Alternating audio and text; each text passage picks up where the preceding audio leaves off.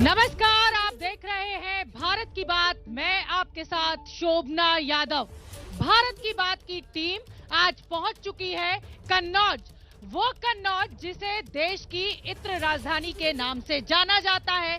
खुद प्रधानमंत्री नरेंद्र मोदी आज कन्नौज में मौजूद थे, चुनाव प्रचार उन्होंने किया। ये कन्नौज जो कि समाजवादी पार्टी, समाजवादी परिवार के लिए एक गढ़ माना जाता है, वहां से प्रधानमंत्री नरेंद्र मोदी ने आज परिवारवाद का मुद्दा उठाकर समाजवादी पार्टी को ललकारा। साथ ही माफियावाद, दंगाबाज, इस तरह से कहकर कहीं ना कहीं लॉ एंड ऑर्डर का एक नैरेटिव खड़ा करने की कोशिश भी की। मेरे साथ दो बहुत ही खास मेहमान इस मंच पर आज मौजूद हैं, उनसे चर्चा करेंगे कि ब्रांड मोदी और योगी से कैसे लड़ पाएंगे जब कानून व्यवस्था को लेकर एक बड़ा मुद्दा खुद प्रधानमंत्री नरेंद्र मोदी ने आज कन्नौज की धरती से बनाया। तो मैं सबसे पहले आपका तारुफ करा देती हूं। मेरे साथ शरद मिश्रा जी हैं, बीजेपी के नेता, बहुत बहुत स्वागत, तालियां बजाइए जोरदार। और मेरे साथ नवाब सिंह यादव जी हैं समाजवादी पार्टी से। तो मुझे लग रहा है कि समाजवादी पार्टी के कार्यकर्ता यहाँ ज्यादा संख्या में मौजूद हैं और इसीलिए शोर जो है वो ज्यादा सुनाई दे रहा है। तो चलिए ठीक है, मैं शुरुआत करती हूँ और मुझे लग रहा है कि असीम अरुण जी आ चुके हैं। असीम अरुण जी का हम इंतजार कर रहे हैं यहाँ पर। वो यहाँ से बीजेपी के प्रत्याशी हैं और असीम अरुण जी जब तक मंच पर पहुंचे उससे पहले मैं समाजवादी पार्टी से सवाल लेना चाहती हूँ। और मेरा सवाल नवाब सिंह जी आपसे ये है कि खुद प्रधानमंत्री नरेंद्र मोदी ने आज बड़ा मुद्दा बनाया कानून व्यवस्था को लेकर, कैसे लड़ पाइएगा? हम नौजवानों और किसानों, कन्नौज की जनता के बदौलत इनसे लड़ेंगे, क्योंकि ये झूठे लोग हैं। माननीय प्रधानमंत्री जी 2017 में आए थे और बड़ा वादा कर गए थे कि हम कन्नौज में किसानों के लिए मंडी बनवाएंगे, 2 करोड़ रोजगार देंगे। रोजगार भी नहीं मिला, कन्नौज में मंडी भी नहीं बनी। चलिए ठीक है, असीम अरुण जी आ चुके हैं। असीम अरुण जी पूर्व आईपीएस अधिकारी, बहुत बहुत स्वागत, जोरदार तालियां बजाइए। और खुद प्रधानमंत्री नरेंद्र मोदी ने आज कन्नौज की धरती से कानून व्यवस्था को एक बड़ा मुद्दा बनाया है। मेरा सवाल आपसे यह है कि आजम खान, जिनके ऊपर 79 मामले हैं चीटिंग के, अवैध कब्जे के, वो तो अभी तक जेल में है। और मर्डर करने वाले जो आशीष टेनी है उनको जमानत मिल चुकी है। तो क्या पुलिस ने इतना कमजोर केस बनाया? और इस तरह से कैसे आप कानून व्यवस्था का जो एक कह रहे हैं कि हम यहाँ पर कानून व्यवस्था का नैरेटिव बनाएंगे, कैसे सफल हो पाइए? कानून व्यवस्था का जो नैरेटिव है वो पिछले 5 साल में बहुत मजबूती से तैयार हुआ है। कानून व्यवस्था के लिए मैं आपको आंकड़े बता सकता हूं कि इतना % क्राइम कम हुआ, इतना ये हुआ। लेकिन सबसे बड़ी बात है, आप कन्नौज में किसी से पूछेंगे आज से 5 साल पहले, अभी जो समय हो रहा है सूर्यास्त के बाद, मेरा घर खैर नगर में है। खैर नगर से तिरवा रात को अंधेरा होने के बाद में कोई निकलने को तैयार नहीं होता था। और आज पूरी रात ट्रैफिक चलता है, साइकिल, मोटरसाइकिल, सब लोग चलते हैं। वो तो ठीक है असीम अरुण जी, पर मैं आपसे ये पूछ रही हूँ कि क्या आजम खान का अपराध ज्यादा बड़ा या फिर आशीष मिश्रा टेनी का अपराध ज्यादा बड़ा? देखिए, जमानत हाई कोर्ट देती है और कोर्ट देती है। जमानत कोर्ट मेरिट पे देती है और कोर्ट के निर्णय का हमें सम्मान करना चाहिए। बिल्कुल करना चाहिए, कोर्ट के निर्णय का सम्मान करना चाहिए। लेकिन मेरा सवाल आपसे यही है कि आपकी पुलिस ने ऐसी इन्वेस्टिगेशन की कि जघन्य अपराध, इतने किसान वहां पर कुचल कर मर गए, उसमें इतनी जल्दी 4 महीने में बेल हो गई। मेरा अनुरोध है कि मैं कार्यक्रम में भी आया हूं तो मुझे सीधे ऐसे क्वेश्चन ना दें। पहले मुझे परिचय करने दें, पहले मुझे परिचय कराने दें, प्रोग्राम में शामिल होने दें और फिर मैं इसीलिए कह रही हूँ क्योंकि आज खुद प्रधानमंत्री नरेंद्र मोदी ने कानून व्यवस्था का मुद्दा इसी कन्नौज की धरती से उठाया है। योगी आदित्यनाथ कहते हैं कि गुंडा राज था समाजवादी पार्टी के राज में। तो अब आप बताइए क्या जवाब देंगे? बड़े हमारी धरती से बड़े IAS IPS रहे हैं, इन्हें सब पता है कि सत्ता के दबाव में पुलिस कैसी रिपोर्ट लगाती है। और मैं वकील भी हूं, मुझे पता है जब सही चार्जशीट नहीं लगती है तो 100% जमानत हो जाती है। चलिए ठीक है, अब सवाल जनता के भी होना बहुत जरूरी है। हमारे साथ बीजेपी के नेता भी हैं, बताइए क्या मुद्दा है सबसे बड़ा? सबसे बड़ा मुद्दा ये है कि मंदिर हाई कोर्ट ने बनवाया। ये बता रहे हैं हाई कोर्ट ने उनको छोड़ दिया। हाई कोर्ट ने तो मंदिर, भारतीय जनता क्यों कहते हैं कि मंदिर हमने बनवाया है? चलिए सवाल असीम जी, मंदिर तो कोर्ट के फैसले से बना है, तो बीजेपी इसका क्रेडिट क्यों लेती है? एक आध सवाल और ले लेते हैं। किससे है सवाल? मैडम जी, मैं पूछना चाहता हूँ, कन्नौज में जो हमारे यहाँ ज्यादातर दलितों पे अत्याचार हो रहे हैं और भी अदर किससे सवाल है आपका? ज्यादातर बीजेपी पे और इन सबसे हर जगह बीजेपी से लिया जा रहा है। मेरा सवाल बीजेपी से है। कोरोना काल में जो 20 लाख करोड़ की घोषणा हुई थी, उसके जनता के लिए क्या सुविधाएं उसमें दी गई हैं? ठीक है असीम जी, देखिए 3 मुद्दे आपके सामने आ चुके हैं। एक तो मंदिर का मुद्दा, क्रेडिट बीजेपी लेने की कोशिश क्यों कर रही है, दूसरा दलितों पर अत्याचार हो रहा है, दूसरा नौकरियों का, रोजगार का मुद्दा। पहला मंदिर का मुद्दा बहुत महत्वपूर्ण मुद्दा है, सम्मान का और आस्था का मुद्दा है। निश्चित रूप से माननीय न्यायालय ने इसका फैसला दिया, जिसकी वजह से ये मार्ग प्रशस्त हुआ। किंतु ये मार्ग जब प्रशस्त हुआ है तो उसके लिए कार्रवाई किसने की? मुझे याद है एक बहुत अच्छी बात माननीय मोदी जी ने 15 अगस्त को कही थी कि ना समस्याओं को पालेंगे ना समस्याओं को टालेंगे। आर्टिकल 370 हो, चाहे 35A हो, चाहे राम मंदिर का पवित्र मुद्दा हो, किसी भी समस्या को न टाला गया है न पाला गया है। एक एक करके आप दलितों के ऊपर अत्याचार की शिकायत देखिए यहाँ बैठे एक युवक ने की। अवश्य दलितों के ऊपर अत्याचार की जो बात है, आंकड़े बताते हैं कि SC/ST एक्ट के केसेस, अत्याचार के मामले बहुत कम हुए हैं। दूसरा, जहां भी ऐसा हुआ है बहुत भरपूर कार्रवाई पुलिस द्वारा की गई है। मैं एक महीने का रिटायर्ड पुलिस ऑफिसर हूं। मेरा पिछले 5 साल का अनुभव है कि जितना अच्छा माहौल योगी सरकार में पुलिस को मिला काम करने के लिए, कानून का राज स्थापित करने के लिए, इससे पहले कभी भी कानून का राज स्थापित करने का। ठीक है भाई, देखिए कानून का राज जैसा बीजेपी ने स्थापित किया, जितना बुलडोजर बीजेपी ने चलाया, जितने एनकाउंटर्स बीजेपी की सरकार में हुए, उससे गुंडा राज खत्म हुआ है। क्या कहेंगे आप? गुंडा राज कन्नौज में इमलियापुरवा में दलित बेटी की हत्या हो गई। उन्नाव में आप जानते हैं, हाथरस जानते हैं, कानपुर में 2 बेटियों की हत्या हो गई। और भाई साहब कह रहे हैं कि मैं कहता हूं नेशनल क्राइम ब्यूरो की रिपोर्ट है, मेरी रिपोर्ट नहीं है, ना आपकी रिपोर्ट है। उत्तर प्रदेश अपराध में नंबर 1, छिनैती में नंबर 1, बलात्कार में नंबर 1, बेरोजगारी में नंबर 1। चलिए ठीक है, सवाल ले लेते हैं। किससे सवाल है? ये समाजवादी लोग हैं, इस झूठ का भंडार लिए घूमते हैं। नेशनल क्राइम ब्यूरो की रिपोर्ट कहती है कि उत्तर प्रदेश में समाजवादी सरकार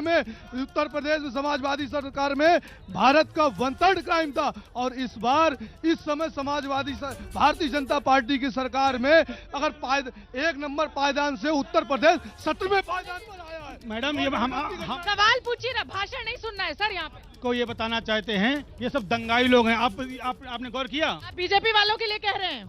आपने गौर किया दंगा क्यों नहीं हो रहे हैं? दंगा क्यों नहीं हो रहे? क्योंकि दंगाई ही सत्ता में है। चलिए असीम अरुण जी, ये देखिए समाजवादी पार्टी के कार्यकर्ता, जो प्रशंसक, जो उनके साथ के लोग हैं, वो ये कह रहे हैं कि भाई दंगा इसलिए नहीं हो रहा क्योंकि खुद दंगाई बैठे हैं सत्ता में। जो अपराध आंकड़े की बात कही गई, ये बहुत हंसी वाली बात है। उत्तर प्रदेश आज अपराध में 17 नंबर पे है, और राष्ट्रीय क्राइम रिकॉर्ड ब्यूरो की रिपोर्ट को एक बार फिर जाकर के चेक कर लें और गलत सूचनाएं प्रसारित ना करें। ये स्थिति है, सही सूचनाएं बताएं। मेरा सवाल आपसे ये है असीम अरुण जी कि क्या एनकाउंटर करने से, बुलडोजर चलाने से कानून व्यवस्था आप जो कहते हैं कि बिल्कुल सुचारू रूप से चलेगी, लेकिन जो जनता मौजूद है, जो यहाँ कन्नौज के लोग मौजूद हैं, उन्हें स्ट्रीट क्राइम से छुटकारा चाहिए। आप अगर बुलडोजर चला रहे हैं तो वो तो आप जो बाहुबली है उनकी प्रॉपर्टीज पे चला रहे हैं। स्ट्रीट क्राइम से छुटकारे से ही मैंने बात शुरू की। मैं आपको आंकड़े भी दिखा सकता हूं, बुलडोजर भी दिखा सकता हूं और गैंगस्टर एक्ट दिखा सकता हूं, लेकिन अभी आप चलिए देखिए, अभी से लेकर रात 12 बजे तक देखिए कन्नौज की सड़कों पे क्या बेखौफ लोग आ रहे हैं, जा रहे हैं। चलिए जनता से जान लेते हैं। और किसी से पूछिए 5 साल पहले रात को निकलने में कितना डर लगता था। जनता यहाँ मौजूद है, पूछ लेते हैं क्या कन्नौज की सड़कों पे डर नहीं लगता है? रात में महिलाएं निकल सकती हैं?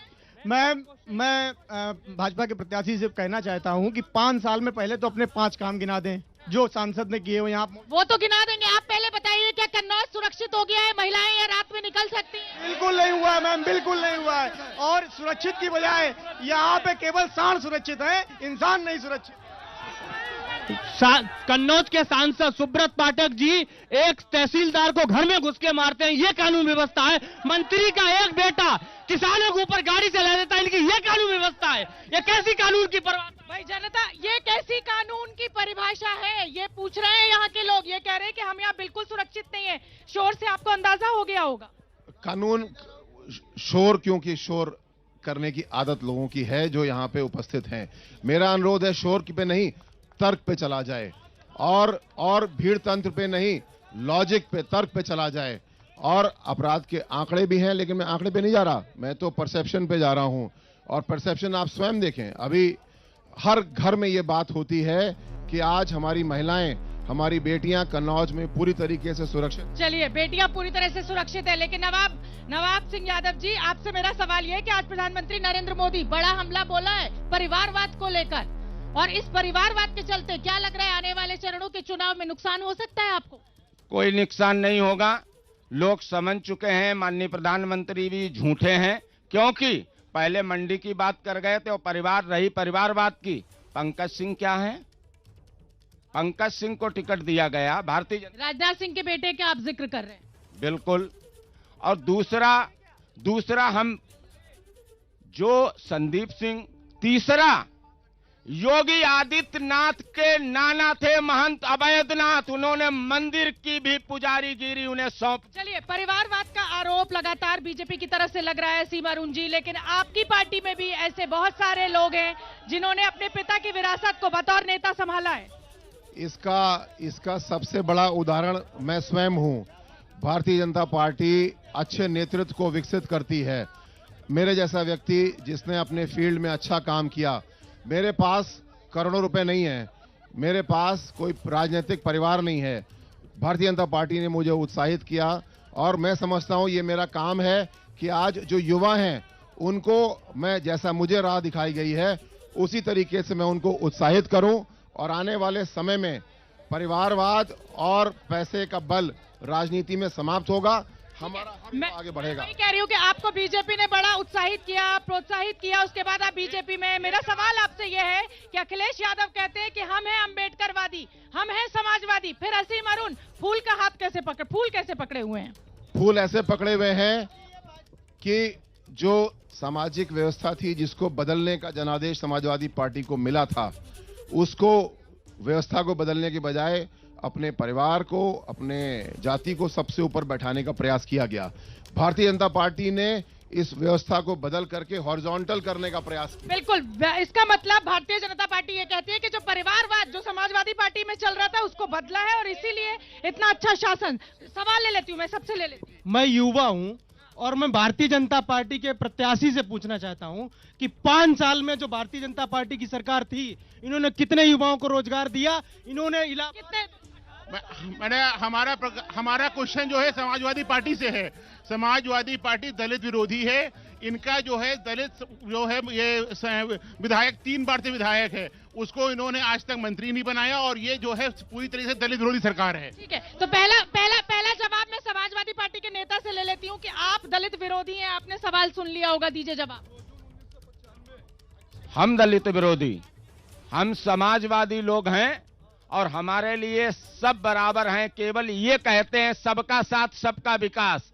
और जो इनके लिए भाई साहब कह रहे थे कि भारतीय जनता पार्टी मुझे ले आई, आपने अगर भारतीय जनता पार्टी के लिए काम किया, आपको ले आई। एक जज साहब ने काम किया, उन्हें भी राज्यसभा भेज दिया।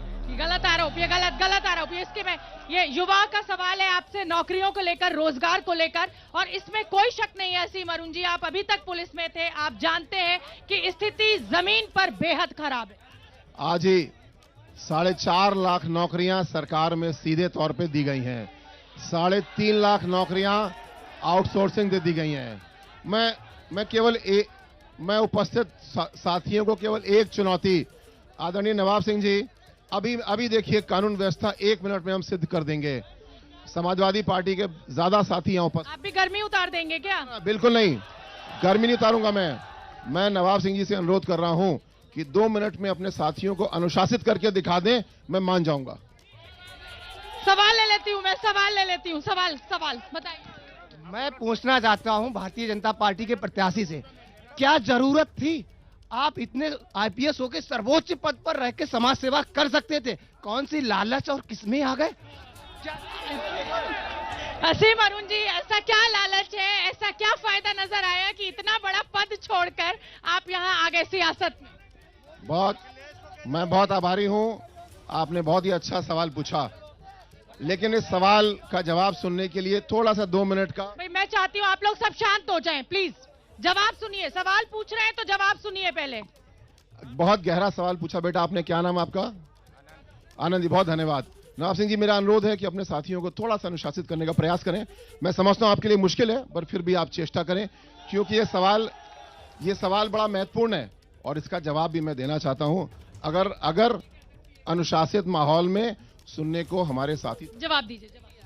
धन्यवाद। इस अनुशासन को बनाने के लिए बहुत धन्यवाद। कोशिश करिएगा 2 मिनट रहे ये। मैं पुलिस की नौकरी को बहुत दिल से, बड़े शिद्दत के साथ कर रहा था और पुलिस की वर्दी में जितने भी तमगे लग सकते हैं वो सब मुझको मिले। ये मेरा ईश्वर का सौभाग्य रहा, वरदान रहा। अब भारतीय जनता पार्टी का नेतृत्व हमेशा अपने नेतृत्व को तराशता है, सुधारता है, और साथ साथ मैं पहला नहीं हूं, मैं आखिरी नहीं हूं। मेरे जैसे विशेषज्ञों को, विविध बैकग्राउंड से आने वाले लोगों को भारतीय जनता पार्टी ने शामिल किया है और उनको राष्ट्र की धारा में, राजनीतिक धारा में एक मिनट योगदान करने का मौका दिया है। आप भी अगले हो सकते हैं और ये मेरी चेष्टा है कि युवाओं को आगे बढ़ाया जाए और केवल परिवारवाद और बड़ी बात, हर तबके को मौका देने की बात योगी सरकार, मोदी सरकार कर रही है। सवाल ले लेते हैं। सर प्रणाम। आपके एक साथी हैं, आईपीएस आपके साथी ही होंगे, वो पाटीदार साहब, वो कहाँ है जरा बताइए, जो इसके वजह से। इस तरह के सवाल नहीं, आप मुद्दों पे बात कीजिए। चुनाव है, तीसरे चरण का चुनाव कन्नौज में होना है, मुद्दों की बात कीजिए। पर मैं 1 मिनट, बीजेपी की तरफ से एक सवाल। मैं एक सवाल मैं पूछना चाहता हूं, ये लोग कहते हैं कि समाजवादी पार्टी के लोग अपराधी नहीं होते हैं, तो आजम खान किस गुनाह की सजा काट रहे हैं? वो सवाल हो चुका है, वो मैंने सबसे पहले। आप दलितों की बात करते हैं, ये बताइए 2 जून 1995 की वो घटना क्या थी जब एक दलित की बेटी के संग गलत काम करने का काम इन समाजवादियों ने किया था? पूछिए इनसे। ठीक है, हम इन समाजवादी प्रत्याशी जो खड़े हैं उनसे पूछना चाहते हैं, समाजवादियों से पूछना चाहते हैं कि बेरोजगारी की बात करने वाली है समाजवादी पार्टी, जिस समय वैकेंसी निकलती तो क्या शिवपाल सिंह की कोई लिस्ट अंदर जाती थी? बताइए, जवाब दीजिए। इसके लिए कोर्ट बना था। आप पहले बताइए आपकी भर्ती क्यों कैंसिल हो रही है? चलिए ठीक है, तो ये वाद विवाद चलता रहेगा। बहुत बहुत धन्यवाद आप सभी का यहाँ आने के लिए। मैं असीम जी आपका भी धन्यवाद दूंगी, नवाब सिंह जी आपका भी धन्यवाद, और कल भारत की बात होगा कानपुर से। बहुत बहुत धन्यवाद।